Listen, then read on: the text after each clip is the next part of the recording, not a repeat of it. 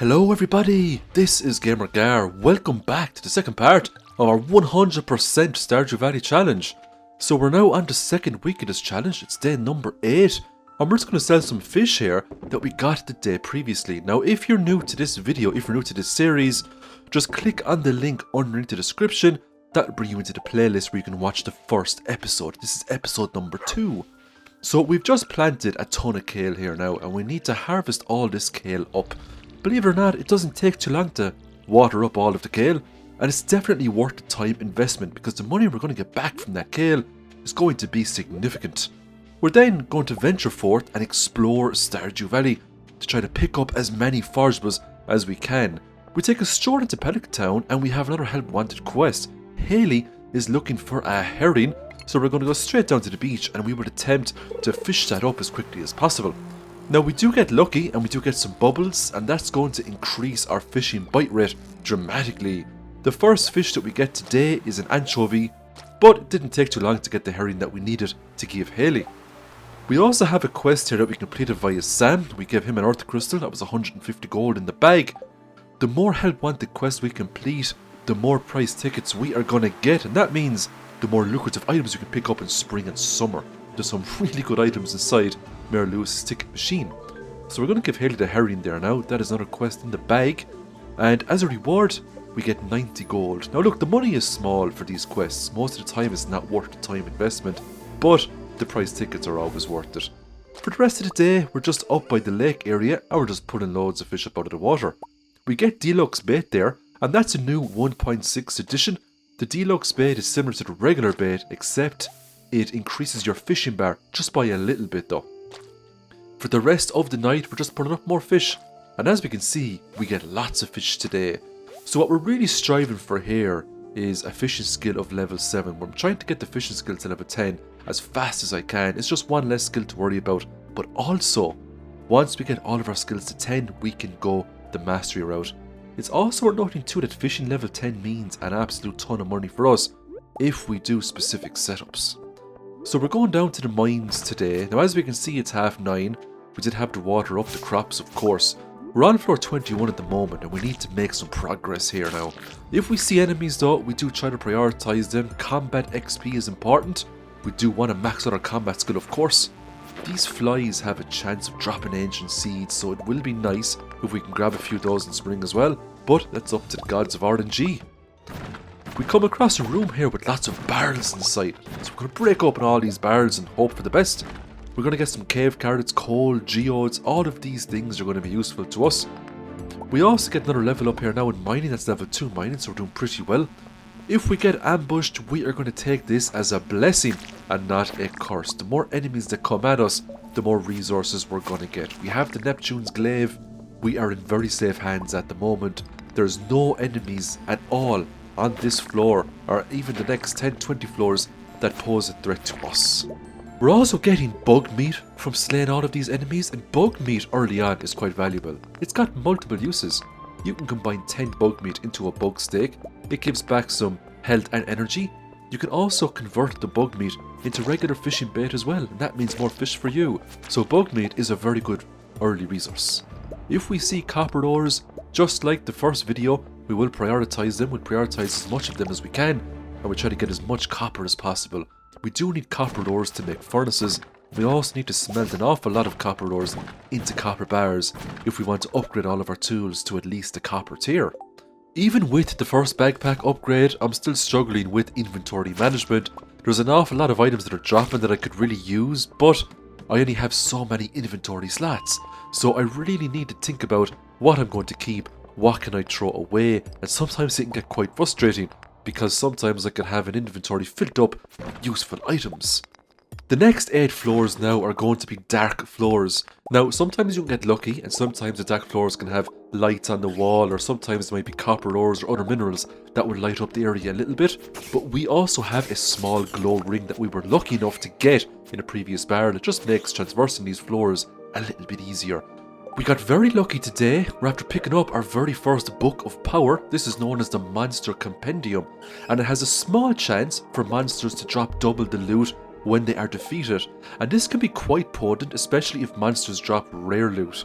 For example, if a monster was to drop a prismatic shard, or if a monster was to drop a coffee bean or a diamond or something like that, there is a chance that that very powerful passive ability can now activate, and we have that ability for the rest of the playthrough, so it's always nice to get something like that early on in the game rather than later. Prioritising monster kills and mining up all of these ores earlier rather than later is really paying off for us. Not only will a level up in combat give us more HP, but a level up in general means we're going to wake up the next day with full energy. And if you think about all of the kale we have back in our farm, we really need to be waking up with full energy so we can water all of that kale up. And if you think that's a lot of kale, wait till you see what I'm going to get in a few days. We're just tipping off the iceberg here, people. So we made it down to floor 35. That is a handy checkpoint right there. As we all know, every 5 floors we do get a checkpoint that we can use with the elevator. Now it's 7 o'clock in-game time. We do have a lot of energy, and I also have a couple of chubs left in the bag as well, so we're doing really well. I am still more or less prioritising copper nodes if I see them. If I see enemies close by, I'll try to kill them too. But I also need to be conscious at the same time of how many in-game hours are left in the day. I am on floor 38 at the moment, so it would be nice just to hit those last 2 floors and claim the checkpoint for floor 40, because I wouldn't like to wake up tomorrow and have to transverse through 5 dark floors again, you know? So at the moment, I'm looking at all these copper nodes, I'm thinking to myself, would I farm them or would I try to hit up on regular nodes? Because I had the energy, I just decided to break open these copper nodes. What's the worst that can happen, right? When I got down to floor 39, I had a good bit of energy left, but as we can see, all of my chubs are gone. I had to eat all those for extra energy.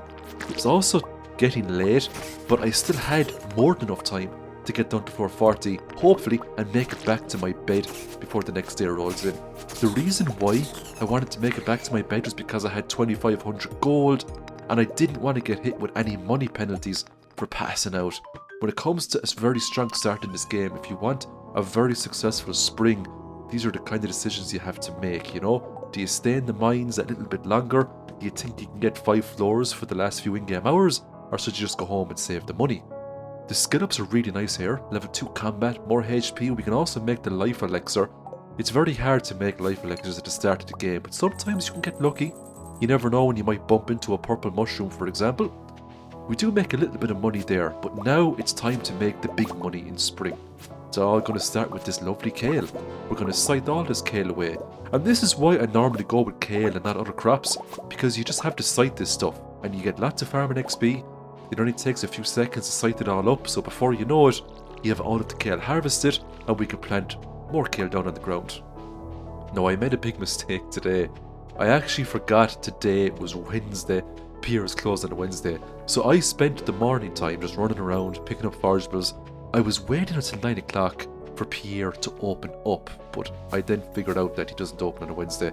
This is why I hate Pierre so much. I know if we complete the community centre, he opens up every single day of the week, but still, why on earth does the man close his shop on a Wednesday?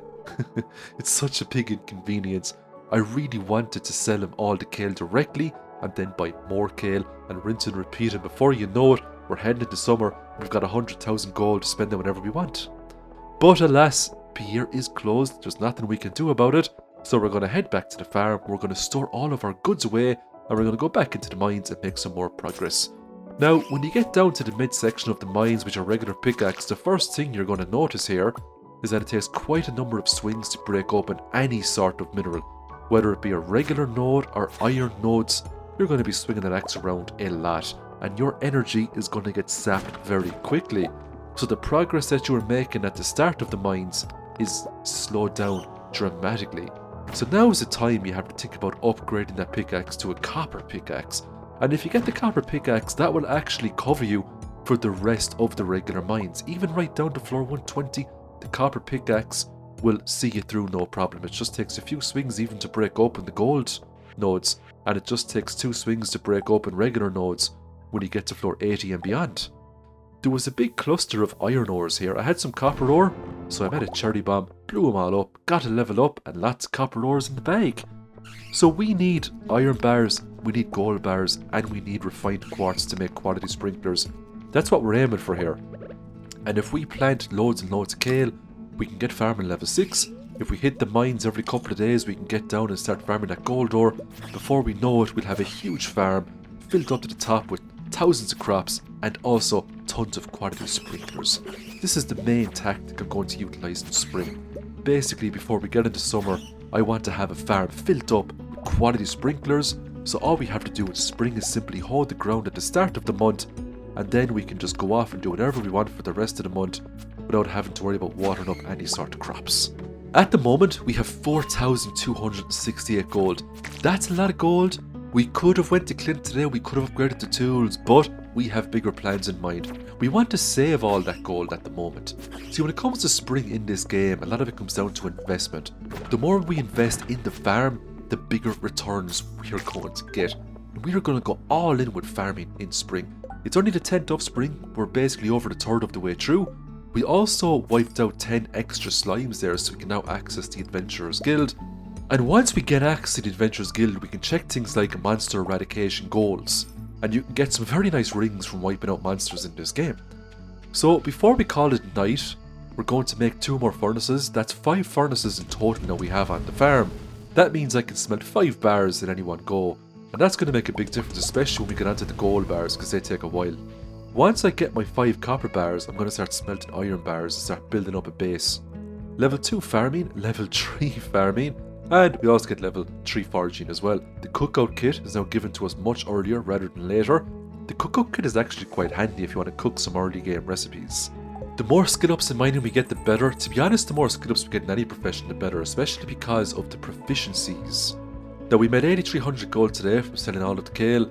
If we take a look at the gold star kale, 165 gold, that's really nice. And we can even get more for that, depending on what way we spec in farming.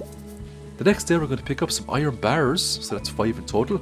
We're going to check the mail. Robin has a quest for us. She's offered 250 gold if we find her last axe. I mean, it's worth going down and picking it up if you really need gold.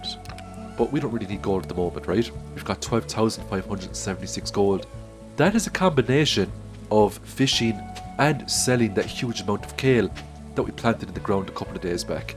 Now, today is a rainy day, but tomorrow is also a rainy day, and Pierre is also open, so it would only make sense for us to go to Pierre today, spend all of our money on more kale, hoe up the ground, and just let it rip. Because we don't have to water up kale today, we won't have to water up kale tomorrow, so at the very minimum, it's just going to be 4 days of hardcore watering. Now let's see how much kale we can purchase for 12,500 gold. So we're going to get well over 170 pieces of kale here now. It's going to be a crazy amount of kale. And you might think to yourself, how on earth are we going to water this kale every single day? I'm going to show you right now. It doesn't take too long to water up all of this kale. Now I know it's raining at the moment, but just wait a few days and you will see that it literally just takes a few in-game hours and we can do whatever we want then for the rest of the day. The big thing to remember here is energy. How much energy is required to water up this kale instead of how much time is required to water up this kale. We have enough time to probably water maybe 500 pieces of kale every single day using regular means, for example the regular watering can. The reason why we're not going to go that far is because the energy is going to stump us. Now there are things you can do to top yourself up with energy. You know, you can fish up chubs, you can eat loads of forageables, you can try to get those spring onions every single day, but we have to be realistic about it too. Now 179 pieces of kale, that's very well doable. I would go up to maybe 250 pieces of kale. I probably wouldn't do any more than that unless I was doing some sort of a crazy challenge. All we have to do is just 4 big day grinds and we get to harvest all of this kale. And the money we're going to get from this is going to be staggering. We're going to get absolute tons of money. We're going to get at least, I'd say, maybe 15 or 16,000 gold. Probably more than that actually. And with that money, we can then buy even more kale. And more kale. So if we can get the quality sprinklers earlier rather than later, maybe we can get more than 250 pieces of kale. Now for the rest of the day, we're just going to fish because we have all the kale planted. And all of this fish I can sell for even more money. And this is the main strategy in spring. It's buy crops, plant them, grow them, sell them, buy more crops, fish, go to the mines, get ores, and aim for the quality sprinklers. If you can do that, you're going to have a very powerful spring. And you're going to have a crazy powerful year. Level 7 fishing is nice, just 3 levels to go, so we're getting there with the fishing. But the last couple of levels require a lot more fishing XP, so lots more fishing is needed. But if we can get level 10 fishing in spring, we might be able to get a hop off the legend, and if we smoke that up, we're going to see some crazy money. So the next day, we're just going to get a reminder here of the Egg Festival. That potentially means strawberries, but because we have so much kale planted, there's no point getting strawberries, just there's too much kale in the ground. We really don't have time for strawberries, but we can do strawberries next year, no problem. For now, let's just focus on the kale. Today is a rainy day, but tomorrow isn't. So the big kale water grind is going to happen tomorrow. But today we're going to push it for all it's worth. We're going to get as much catfish as possible today. Now, what was happening here was I was getting silver catfish because I wasn't, fishing deep enough. So I had to move ever so slightly to a deeper spot to get the gold star catfish. I'm also going to visit Clint, and I'm going to upgrade my pickaxe to a copper pickaxe. This is going to make getting down to the ladder floors much easier, and that's going to take Clint 3 days to do. So as we can see, I've slightly changed where I was fishing, and I am now getting gold star catfish because I'm fishing in a deeper area of the river. Because my fishing skill is 7, I don't really see the point in going to Willy and purchasing trout soup. The +1 fishing skill doesn't give it the edge like it would if you had a fishing skill of 1 or 2, for example, Now we're aiming for level 8 fishing today, and we're doing really well. I feel like since the 1.6 patch has come in, the fishing bite rate has been increased because I feel like I'm getting a lot more fish now per day. And because we're playing on single player mode, time freezes when you're putting up fish. So if you literally fish for the whole day, you can get tons of fish. We also get very lucky when we pick up the broken trident. Now, it is very similar to Neptune's glaive, but I do prefer the glaive, so we'll keep the glaive out for now. Level 8 fishing is nice. We can now make deluxe worm bins, and they're really good. 6,135 gold from fishing today. That's not bad. We would get a lot more though if we had level 10 fishing, and if we went with the 50% increase in fishing prices. As we can see, the catfish are in a league of their own. 375 gold for a gold star catfish, and that can be worth way more if we take the 50% fishing perk at level 10. That's why catfish are so good in spring. Even the largemouth bass doesn't compare to what the catfish can give you. Now Demetrius is going to give us a visit because we've made I think over 20,000 gold. He's going to give us a choice, mushrooms or bats. We're going to go with mushrooms, of course, and there's a few reasons for this. The biggest reason is we've got all this kale and we can harvest the mushrooms every 2 days. A lot of those mushrooms, especially if we get the purple mushrooms, can give a lot of energy. We are going to need a lot of energy to water up all this. Now I'm going to fast forward all this because nobody wants to sit here and watch me water up all of these crops for the next couple of minutes. So as we can see, it's now 9:30 in-game time. Let's see what the in-game time will be when I'm finished watering up all these crops. Now my energy did get quite low. I wasn't able to finish the crops and I had to run into the Easter event as well, just so I can take part in the event to get my lovely straw hat. I was going to buy strawberries. I said no, I've got kale, I'm covered for the farming aspect, so I might as well just talk to Mary Lewis now, whoop the children like we normally do, get the straw hat, and then finish off watering the crops. It's worth noting that if you do this event in year 2 and you win, if you won it in year 1, you won't get the straw hat or gold, you will get a prized ticket. And it's really nice to get those prize tickets. We're actually very close now to unlocking mystery boxes. We need to grab a total of, I believe it's 2 prize tickets, and then Mr. Key will come along and he will start spawning mystery boxes all over the place for us.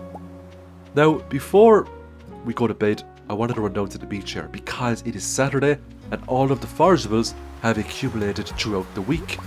When I went over to the tide pool area here, I picked up a huge amount of coral. I also got some clams as well, and I got a sea urchin. And all of this coral, if we wanted to, we could convert it into speed grow. But I decided to sell it all because money is more important now at the moment than speed grow or anything else. So today we made a total of 1,374 gold, and that wasn't bad. If we take a look at the sea urchin there, a silver star one goes for 200 gold. That's really nice for something that you just pick up on the beach. That's why it's always worth your time to accumulate that wood as early as you can, so you can fix the bridge and get at those forageables. So we learned coleslaw today from the Queen of Sauce. That's one more recipe added to the list. And now it is another day of a huge watering grind. time to water up all of the kale. So it's 6:30 in the morning at the moment. It just takes a few in-game hours to get all this done. Once it hits 11:30, we're finished. All of the kale has been watered and we can do whatever we want for the rest of the day. So as we can see, even with that much kale, it doesn't take us the whole day. I mean, yes, we did burn through all our energy, but we can just do some more fishing if we need more energy, no problem at all. If we're really stuck for energy, we can take some forageables. But ultimately, if I'm desperately stuck for energy, I'll just go up to the lake, fish up some chubs. A gold star chub or an iridium star chub is going to give us tons of energy back. It was Hayley's birthday and she likes daffodils, so I gave her the daffodil to make her happy. And that's bonus friendship points for us. We're also going to pick up a help wanted quest. If we slay 11 dust sprites, we get 660 gold. And that's not bad for spring. 660 gold, we'll take it. We also get the copper pickaxe back off Clint, so we can go back into the mines now. We can make some decent progression. Now, the first thing you'll notice when you hit these mid-levels is that the slimes, they have a lot more HP. The green slimes took maybe, 1 or 2 hits, but these frost slimes take a lot more hits to destroy. They've got a lot more HP. They don't hit you that hard, but when you get to the red slimes, that's when the difficulty spike comes in. The red slimes will hit you fierce hard. Now, we got quite lucky on this floor. There's a lot of dust sprites. We had to slay 11, so once we're done with this floor, we should have enough dust sprites slain for a quest completion. These dust sprites are also real good for dropping resources. They drop coal. There's a very small chance they will also drop coffee beans. And if we can get an early coffee bean, that means we can make a nice triple shot espresso farm. And it just means we won't have to trade in diamonds for triple shot espressos later on when we go to the Skull Cavern. We can just make some triple shot espressos instead. And you can just purchase the recipe off Gus. Now, it does cost 5,000 gold. It's a bit steep, but that's it for the whole game. You have the recipe. You can make as much coffee as you want. And it doesn't take that much time to make coffee. Stick it into a keg, wait a few hours, and away you go. So we're just killing more dust sprites today, and we get really lucky here. We finally get our coffee bean. We also get a crystal fruit as well, which is nice. So that is the first coffee bean of this challenge. We also got a dwarf scroll as well, and that is the 3rd dwarf scroll that we got now today. That's 3 out of 4 dwarf scrolls. We're just missing 1 more, and then we can get the Dwarven Translation Guide. That means we can meet a new friendly NPC that's hanging around in the mines. He's called the Dwarf, and the Dwarf sells bombs and other bits and bobs, but primarily we go to the Dwarf for bombs. Bombs are a lot more expensive in 1.6, but late game, it's going to be fierce handy having that Dwarf around. I made it down to floor 50 and I decided to motor on just a little bit because it was only 9 o'clock. There was a few more hours left in the day. Now, I did have 8,000 gold. I did not want to pass out with that amount of gold on me, because the more gold you have when you pass out, there's a very big chance you can lose a lot of that when you wake up the next day. I believe it's up to 10%, so we could lose almost 1,000 gold if we pass out. That's a lot of money, especially in spring. So when it's down to floor 53, lots more dust sprites to kill. We're going to kill the whole lot of them. If we can kill 500 of these, we do unlock a very powerful ring known as the Burglar Ring. The Burglar Ring means monsters drop more loot for us. Now, even if you're playing through the game yourself and you don't really have a whole lot of stuff killed at the start, don't worry about it. Eventually, you will get the Monster Musk, and that makes all monster eradication goals a walk in the park. But we are going for 100% completion, so it is good to start all of these challenges as early as possible. So we're now walking back home. This is the end of the second playthrough, and I really hope you enjoyed this. Let me know in the comments what you thought, and also let me know in the comments what are your favourite mods and what mods you would like to see in future videos. Now, before we actually call it a night, I want to plant this coffee bean, because we just got it from a dust sprite today. It takes 10 days to grow, but when that does grow up, we'll get to harvest more coffee beans and they multiply very, very quickly. There's just 3 days left on the kale, and then we're going to see the big money. We also got some skill ups as well, so we get to wake up the next day with full energy, which is really nice. So let's see how we get on in the next video. Thanks again for watching, and I hope you all have a great week. Enjoy!